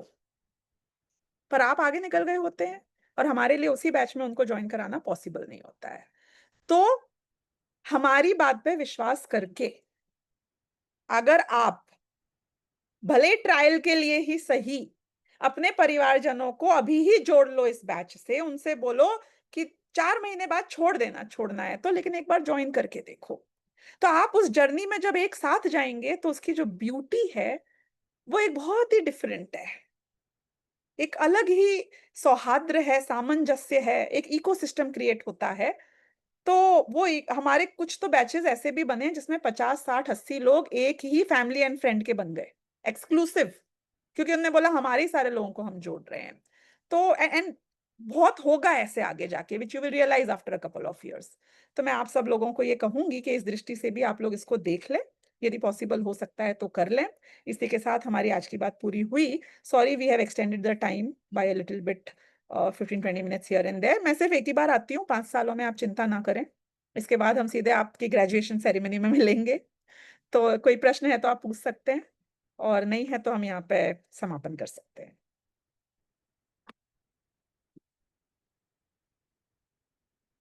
ओके, हाँ माया जी बोलिए। जय जिनेन्द्र। जिनेन्द्र, ये हम यात्रा पे कहीं जाते हैं, शिविर में जाते हैं, तो हमें इसका रिकॉर्डिंग तो मिलेगा ना, हम सुन पाएंगे ना? हमेशा मिलेगा। हाँ, आप यात्रा पे नहीं जाएंगे तो भी हम कहेंगे कि हर क्लास की रिकॉर्डिंग होगी, और अपन वो ये अकलंक भी नहीं है और निकलंक भी नहीं है, सुनना।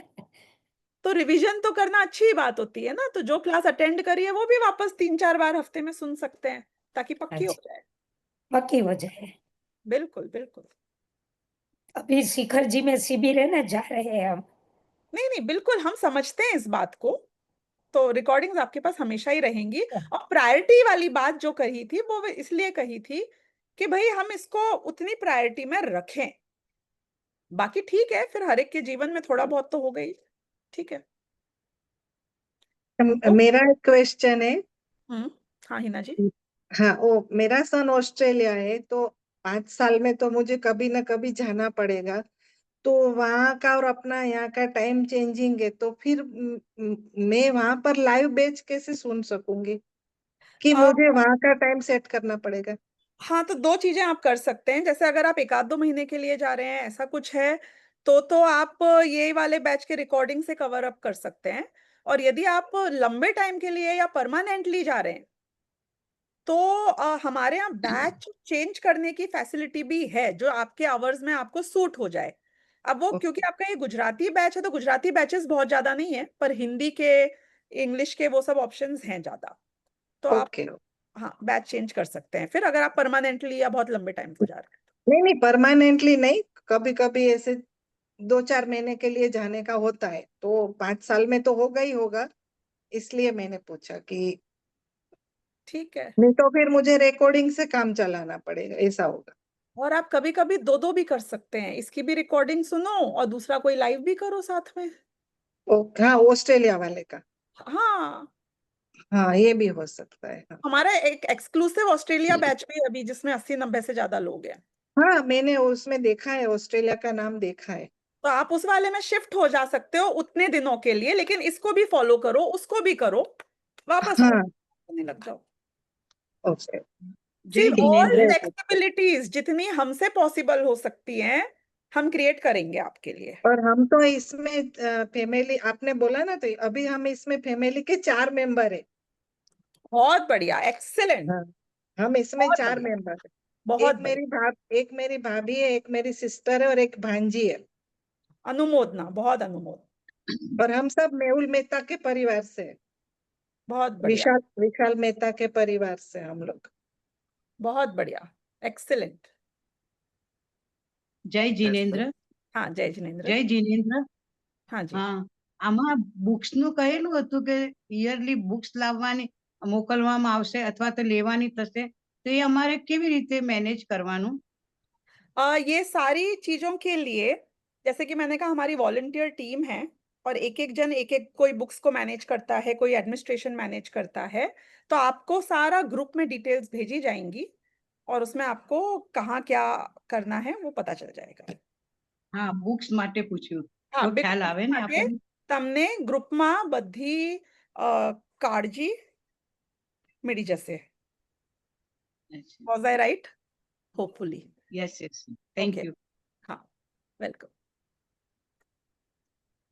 ओके, ठीक है। तो कृणाल जी, हाँ हाँ हाँ धारा जी, एनीबडी?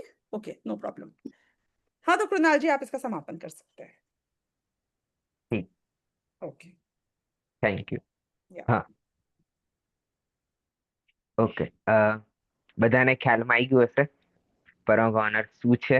ઘણું મોટું કાર્ય, બધા કાર્યક્રમ પણ બધા મોકલીશું આપણે ગ્રુપમાં, જ્યારે જ્યારે આપણે ફ્રી હશે અને કંઈ કાર્યક્રમ ચાલતું હશે એ પણ મોકલીશું, એટલે તમને ખ્યાલમાં આવશે કે કેટલું મોટું કાર્યક્રમ થાય છે।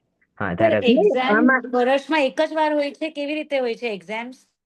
એ બધું થઈ જશે, તમે અત્યારે કોઈ ટેન્શન ના લો।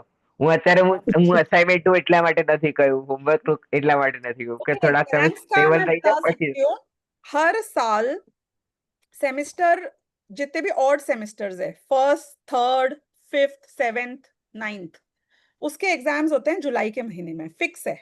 ओके तो आप अभी सेमेस्टर 1 के हैं तो आपकी एग्जाम जुलाई में होगी। ओके और सेमेस्टर 2, 4, 6, 8 जो भी है, क्योंकि 6-6 महीने के सेमेस्टर्स है ना, तो उनके एग्जाम्स होते हैं जनवरी में, every year fix. Okay fine, या थैंक यू। या और असाइनमेंट्स उसके बीच में ही चलते हैं, which will be told to you time to time. Okay okay, ठीक है। ઠીક છે, તો બધા નમોકા મંત્ર, ચતારી મંગળ પાઠ, તીર્થંકર ભગવાન અને દેવદર્શન, આપણે 4 ચેપ્ટર થઈ ગયા છે। તો એ બધાની રિવિઝનની સાથે આગળના જે ચેપ્ટર છે, આગળ જીવ અજીવ, દિનચર્યા અને એક છેલ્લો આપણે પાઠ છે ભગવાન આદિનાથ। ત્રણે ત્રણ એકદમ સરળ ચેપ્ટર છે, એટલે એક વખત ખાલી રીડિંગ કરીને આવજો। એટલે આવતા ક્લાસમાં આપણે હવે અઠવાડિયે રહીને મળવાનું છે, એટલે આવતા બુધવારે મળીશું। એટલે વચ્ચે ઘણો ગેપ છે, શનિવાર રવિવાર પણ છે, બધા ઘણા બધા ફ્રી રહેતા હશે, એટલે તમે લોકો હવે બાલબોધ કમ્પ્લીટ કરીને એક વખત વાંચીને આવજો, તો આપણે નેક્સ્ટ ક્લાસમાં થોડા 2 ચેપ્ટર આપણે થઈ શકે, પછી ફ્રાઈડે સુધી આપણે કમ્પ્લીટ કરી શકાય એ માટે। ઓકે, છેલ્લે આપણે મેરાધામ જે છે કવિતા એ હા માયા।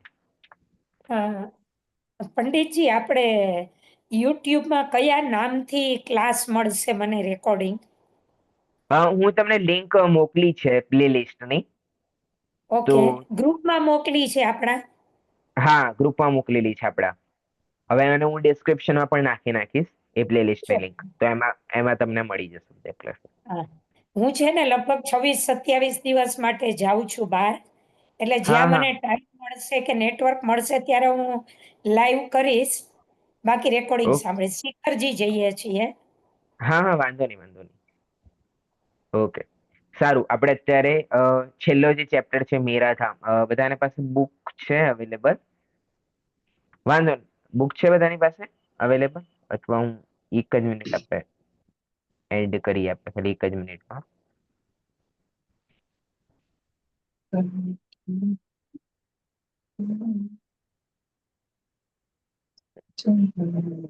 હવે તમારી સ્ક્રીન પણ આવતું જશે.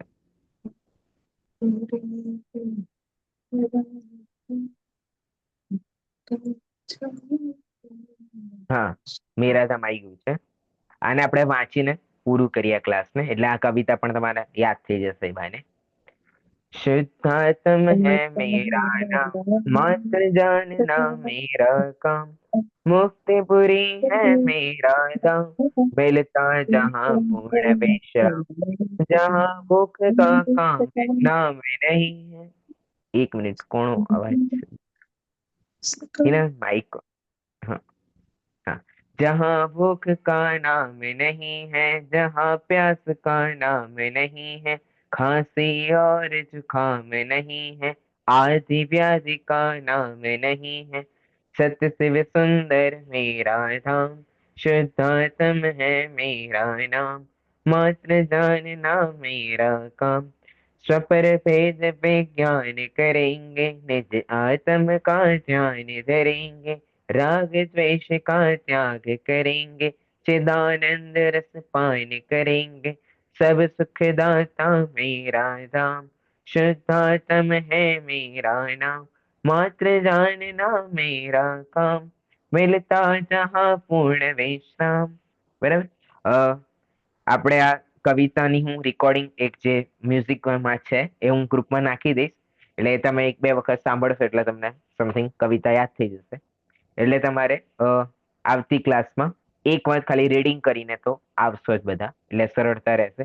કોઈ પ્રશ્ન હોય તો એ પ્રશ્ન પણ પૂછી શકે. ઓકે ઓકે બધાને હા, જીનવાણી સ્તુતિ માયાબેન. જાવાણી કે જ્ઞાન તે સુજેલો કાલો, સોવાણી મસ્તક નમો સદા દેતો તો. બોલો દ્વાદશાંગમય નિત્ય બોધિની જીનવાણી માતનો જય. જય પરમ ઉપકારી શ્રી સદગુરુદેવનો જય.